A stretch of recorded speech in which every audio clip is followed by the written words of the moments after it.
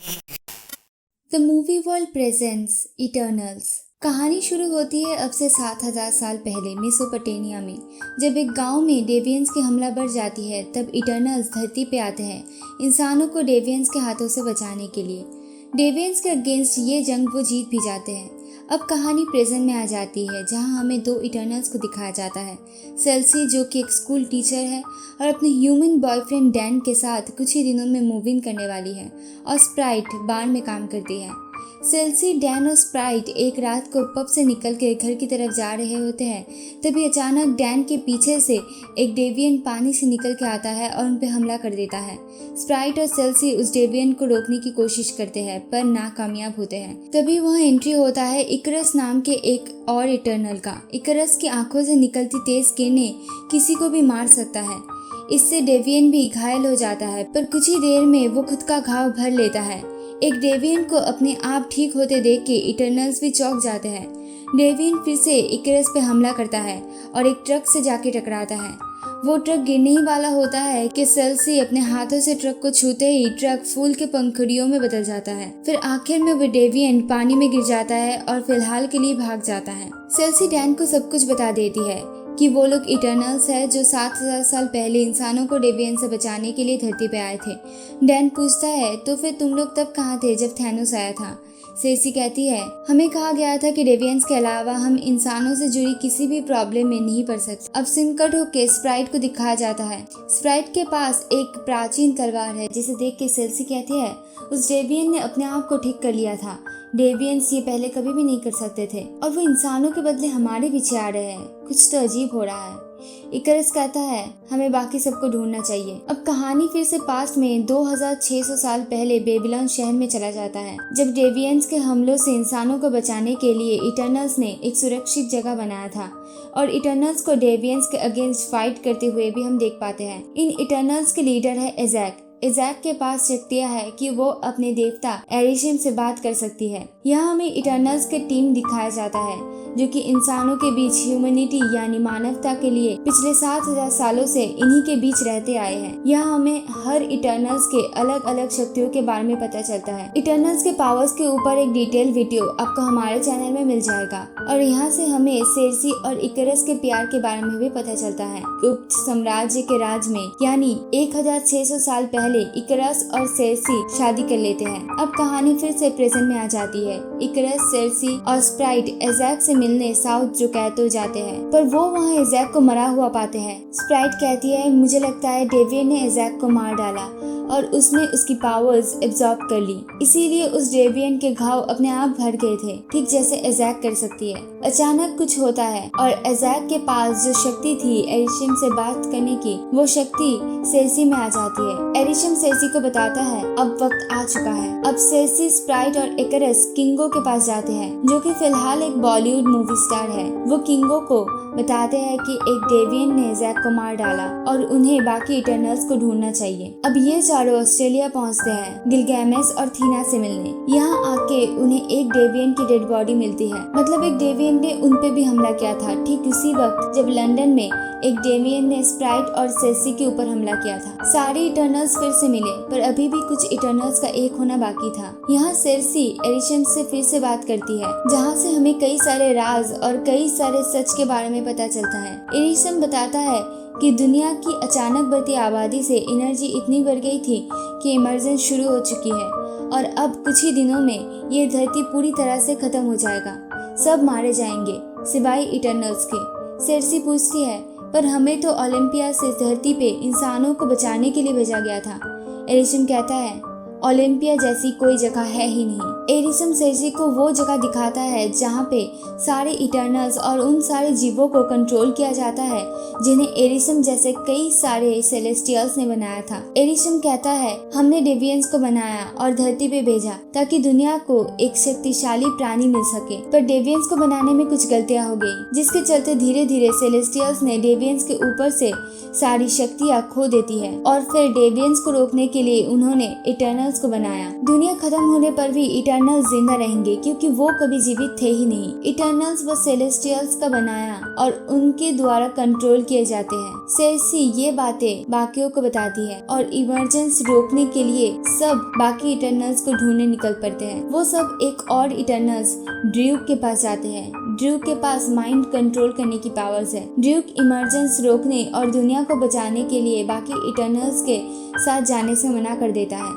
रात को सेर्सी और इकरस बात कर रहे होते हैं और अचानक एक डेविएंट आके इकरस को उठा ले जाता है और देखते ही देखते कई सारे और डेविएंट्स एक साथ उन पर हमला कर देता है। किंगो अपने हाथों के पावर से डेविएंट को रोकने की कोशिश करते हैं और बाकी इटर्नल्स भी, पर ये डेविएंट पिछले बार से कई ज्यादा शक्तिशाली होते हैं। एक डेविएंट इकरस को मारने ही वाला होता है कि सही वक्त पे गिलगमेश वहाँ पहुँच के उसे बचा लेता है। सारी डेविएंट्स को मारने के बाद भी एक डेविएंट जिंदा रह जाता है। वो इकरस पे हमला करता है। सेर्सी इकरस को बचाने जाती है तो डेविएंट उसे धक्का देके पानी में गिरा देता है और उसके पीछे उसे मारने जाता है, पर सेर्सी के छूते ही डेविएंट एक पेड़ में बदल जाता है और उसकी जान बच जाती है। पर अभी तक एक डेविएंट जिंदा है जो गिलगमेश को मार के उसके पावर्स एब्जॉर्ब कर लेता है और अब वो बहुत ज्यादा शक्तिशाली बन चुका है जो इंसानों की तरह बात कर सकता है। गिलगमेश के बॉडी को हिंदू धर्म के मुताबिक जला दिया जाता है। फिर सब लोग एक और इटर्नल फेस्तोस के पास आते हैं। फेस्तोस अब अपने परिवार के साथ रहता है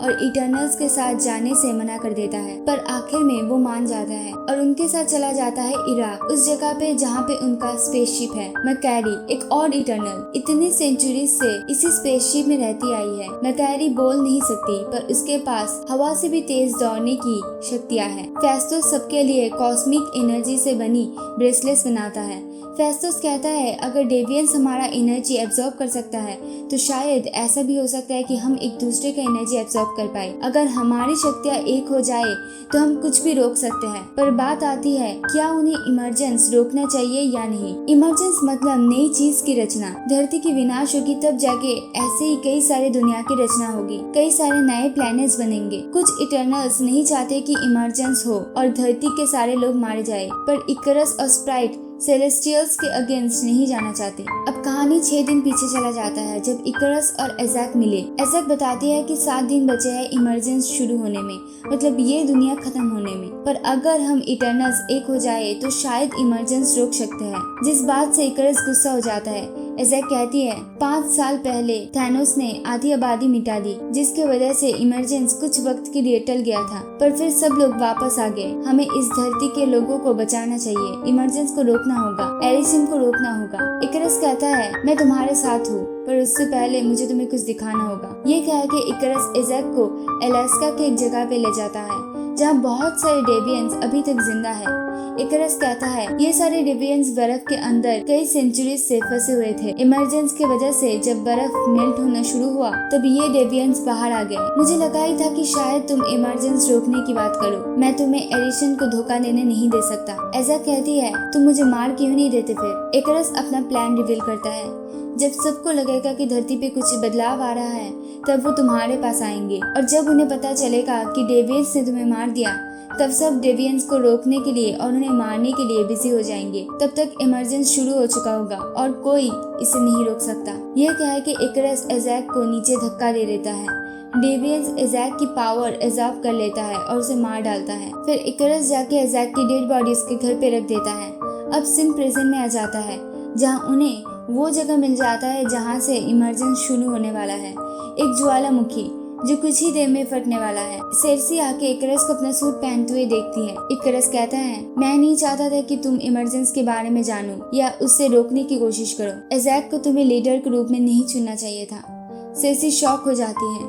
इकरस जाके फेस्तोस को घायल कर देता है। सेर्सी सबको कहती है इकरस ने हमसे झूठ कहा था, उसे इमरजेंस के बारे में पहले से पता था। सबको समझ में आ जाता है कि इकरस ने एज़ेक को मारा है ताकि कोई भी इमरजेंस रोकने की कोशिश ना करे। इकरस किंगो को अपने साथ आने के लिए कहता है। किंगो कहता है तुम्हें अपने परिवार के अगेंस्ट नहीं जाना चाहिए, गिलगमेश और एज़ेक तुम्हारे वजह से मारे गए। इकरस कहता है तुम मेरे अगेंस्ट नहीं जीत सकते, अगर इमरजेंसी शुरू करने के लिए मुझे तुम सबको मारना भी पड़े तो मैं नहीं रुकूंगा। ये कह के वो वहाँ से चला जाता है और स्प्राइट भी उसके साथ जाती है। फेस्टस को एरिसिन को रोकने के लिए एक तरकीब सूझता है। अगर एरिसिन को रोका जाए सिर्फ तभी इमरजेंसी रोका जा सकता है। फेस्टस सेल्सी से वो कनेक्टर मांगता है जिससे वो एरिसिन से कनेक्टेड रहती है। अगर एरिसिन के साथ बाकी इटर्नल्स भी कनेक्ट कर पाए तो शायद इमरजेंसी को रोका जा सकता है। सब तैयार हो जाते हैं और उस जगह पे जाते हैं जहाँ से इमरजेंसी शुरू होने वाला है।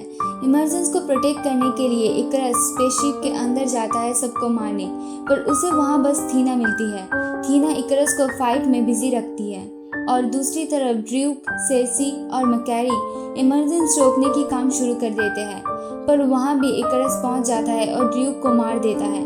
मैकेरी इकरस को दूर किसी जगह पे ले जाके मारना शुरू करती है। वो इतनी फास्ट है कि इकरस उसे देख ही नहीं पाता। दूसरी तरफ इमरजेंसी शुरू हो चुका है। सेल्सी कहती है मुझे ये अकेले ही रोकना होगा, इकरस को बिजी रखना। ये कह के सेल्सी लावे की तरफ दौड़ती है। दूसरी तरफ सब इकरस को रोके रखते हैं और वहाँ वो आखिरी डेवियन भी पहुँच जाता है जिसने इज़ैक और गिलगामेश की पावर्स एब्जॉर्ब कर लिया था। थीना उसके पीछे गुफा के अंदर जाती है उसे मारने। दूसरी तरफ फेस्टस इकरस को बंदी बनाने में कामयाब हो जाता है। स्प्राइट अपनी रूप बदल के इज़ैक के रूप में सेल्सी के सामने आती है उसे रोकने और फिर धोखे से पीछे से उस पर वार कर देती है, पर ड्यूक सही वक्त पे आके सेल्सी को बचा लेता है। डेवियन भी थीना को बंदी बना लेता है, पर आखिर में थीना डेवियन को मारने में कामयाब हो जाती है।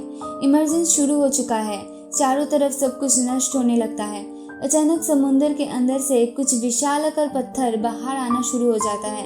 असल में ये एरिशियम के हाथों की उंगलियां हैं जो कि इतनी बड़ी है कि पूरी दुनिया को मुट्ठी में कर सकता है। सेल्सी लावे को रोकने के लिए अपना हाथ जमीन पे रख देती है और ऐसा करते ही वो जगह बर्फ में बदलना शुरू हो जाता है, पर अभी भी उसकी शक्तियों में कुछ कमियां हैं। इकरस अपने आप को फेस्टस के बनाए जाल से छुड़ा के सेल्सी को मारने जाता है, पर वो सेल्सी को मार नहीं पाता है। सेल्सी अपना फाइनल प्लान एग्जीक्यूट करती है जिसके चलते सारी इटर्नल्स के शक्तियाँ मिल जाते हैं, जिससे पूरी की पूरी जगह बर्फ में बदल जाता है। एरिमेस का शरीर भी। ये एक ऐसा प्रोटेक्टर है जिसके वजह से कई हजार सालों के लिए इमरजेंसी टल चुका है और ऐसे ही इटर्नल्स दुनिया को बचाने में कामयाब हो जाता है। इकरस सबसे माफी मांग के धरती से दूर स्पेस में चला जाता है। सेल्सी स्प्राइट को इंसान में न देती है क्योंकि वो हमेशा से ऐसे ही जिंदगी चाहती थी। ड्यूक और मैकेरी भी एक बार फिर से मिल जाते हैं और अब थीना, ड्यूक, मैकेरी अपने स्पेसशिप में बाकी इटर्नल्स को ढूंढने जाते हैं जो कि धरती की तरह किसी और प्लेनेट में रहते हैं। कहानी के अंत में सेल्सी और डैन भी मिल जाते हैं। डैन कहता है हमें हमारे बीच कोई सीक्रेट नहीं रखना चाहिए। सेल्सी कहती है मैं तुम्हें पहले ही सब कुछ बता चुकी हूँ। डैन कहता है नहीं, मुझे तुम्हें कुछ बताना है, मेरे फैमिली हिस्ट्री के बारे में जो कि थोड़ी कॉम्प्लिकेटेड है। डैन बोलने ही वाला होता है कि अचानक मौसम खराब हो जाता है। आसमान के सारे बादल हट जाते हैं और हम एरिमेस को देख पाते हैं। एरिमेस सेल्सी को अपने साथ स्पेस में ले जाता है जहाँ हमें बाकी बचे इटर्नल्स, किंगो और फेस्टस भी देखने को मिलते हैं। एरिमेस कहता है इस प्लेनेट के लोगों को बचाने के लिए तुमने एक सेलेस्टियल को सैक्रिफाइस करने की सोचा। सेलेस्टियल इन लोगों की जान बख्श देगा, पर इटर्नल्स को जजमेंट के लिए ले जाया जाएगा। ये कहते ही एरिमेस इटर्नल्स को लेके गायब हो जाता है और इसी के साथ ये कहानी यही खत्म हो जाता है। मूवी के एंडिंग एक्सप्लेनेशन और पोस्ट क्रेडिट सीन लेके मैं एक नई वीडियो जल्दी अपलोड करने वाली हूँ, सो स्टे ट्यून्ड। वीडियो अच्छी लगी हो तो लाइक, शेयर और कमेंट करके बताइए और हमारे चैनल को सब्सक्राइब कीजिए इटर्नल से जुड़ी बहुत सारे अमेजिंग फैक्ट्स जानने के लिए।